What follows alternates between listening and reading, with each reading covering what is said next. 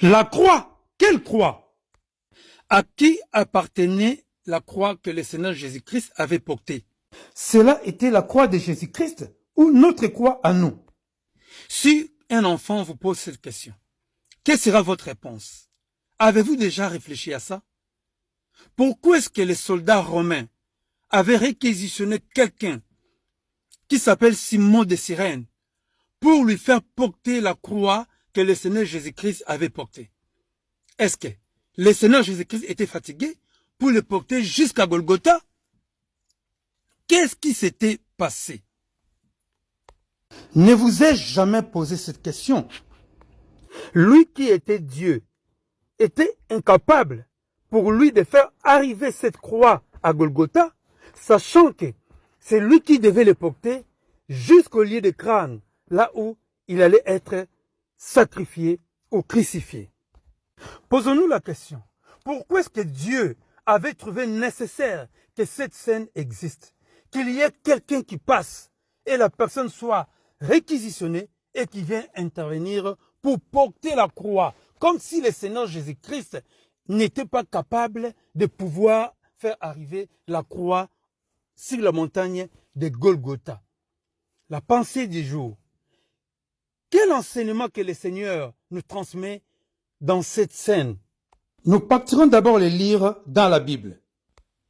Luc chapitre 23, verset 26 à verset 28.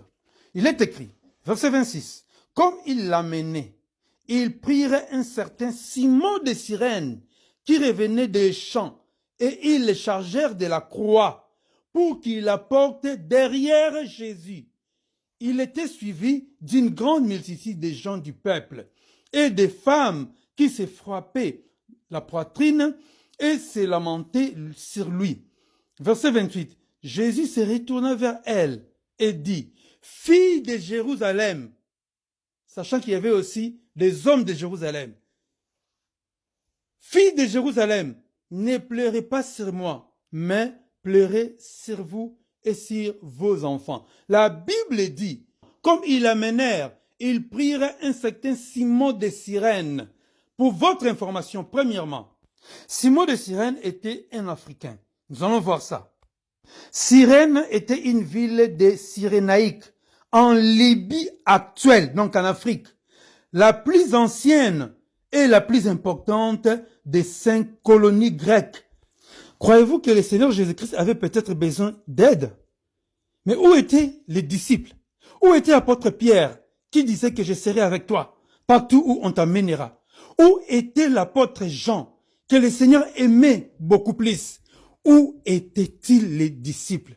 Il avait fallu qu'une personne quelconque qui passait par là, un certain Simon de Cyrène, qui n'avait rien à voir avec les apôtres et avec Jésus-Christ.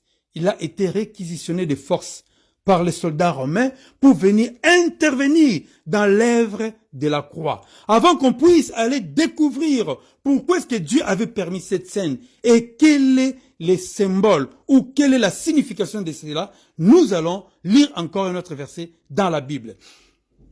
Matthieu 16, verset 24 à verset 26. Il est écrit, « Alors Jésus dit à ses disciples, « Si quelqu'un venir après moi, qu'il renonce à lui-même, qu'il se charge de sa croix et qu'il me suive, car celui qui voudra sauver sa vie la perdra, mais celui qui la perdra à cause de moi la trouvera. » Verset 26. « Et que servirait-il à un homme de gagner tout le monde s'il perdait son âme? Ou que donnerait un homme en échange de son âme? Mes chers bien-aimés dans le Seigneur, à qui appartenait la croix? À Jésus-Christ ou à nous? Si la croix appartenait au Seigneur Jésus-Christ, pourquoi est-ce qu'une autre personne devait venir intervenir? Or, lui-même venait de nous dire que chacun prenne sa croix. Nous allons encore lire un autre verset de la Bible où nous allons découvrir encore plus. Voyons cette révélation de la Bible dans le livre d'Ésaïe chapitre 53, versets 3 à 6. Il est écrit, « Méprisé et abandonné des hommes, homme de douleur et habitué à la souffrance, semblable à celui dont on détourne le visage. Nous l'avons dédaigné, nous n'avons fait de lui aucun cas. » Verset 4, écoutez bien. « Cependant, ce sont nos souffrances qu'il a portées. C'est de nos douleurs qu'il s'est chargé. La croix. Et nous l'avons considéré comme puni, frappé de Dieu et humilié. Verset 5. Mais il était blessé pour nos péchés, brisé pour nos iniquités. Le châtiment qui nous donne la paix est tombé sur lui. Et c'est par ces meurtrissures de la croix, de son sacrifice, que nous sommes guéris. Verset 6. Nous étions tous errants comme des brebis. Chacun suivait sa propre voie et l'Éternel a fait tomber sur lui l'iniquité de nous tous.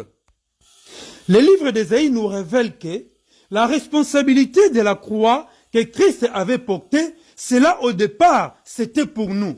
Au premier moment, aux premiers abords, la croix, c'était ce que nous devions payer à cause de nos péchés.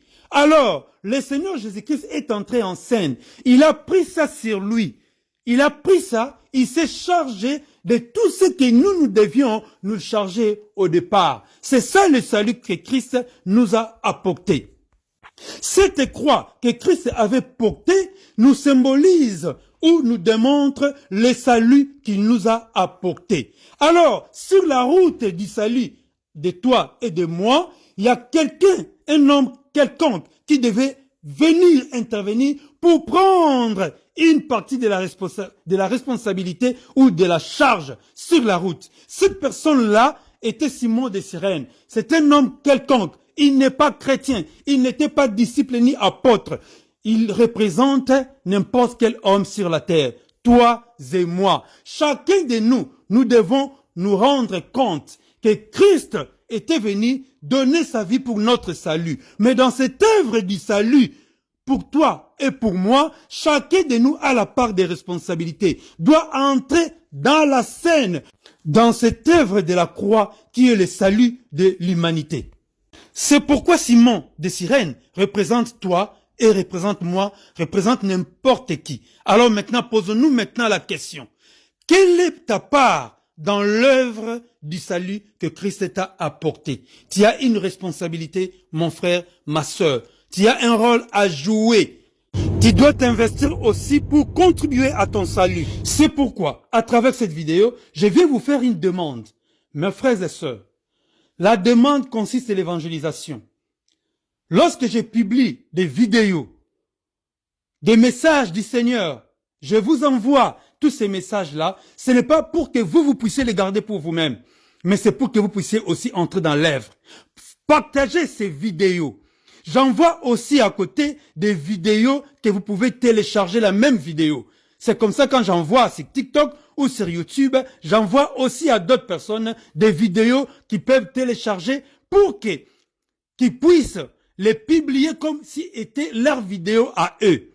Que ce soit de n'importe quelle plateforme. Vous avez juste quelques clics à faire afin que ces messages aillent partout dans le monde entier. Partagez des messages avec vos connaissances, avec vos contacts dans les téléphones pour que la parole de Dieu soit connue partout et que les âmes soient sauvées. Entrez dans l'œuvre de Dieu. Faire le partage des vidéos qu'on vous envoie. S'il y a que ça qu'on vous demande, s'il vous plaît. La croix que le Seigneur Jésus-Christ avait portée, cela appartenait à nous les humains, à moi, à toi et à nos enfants. Mais cela était devenu aussi la croix de Jésus-Christ. Voici la raison pour laquelle vous êtes appelés à entrer dans l'œuvre pour prendre votre responsabilité aussi.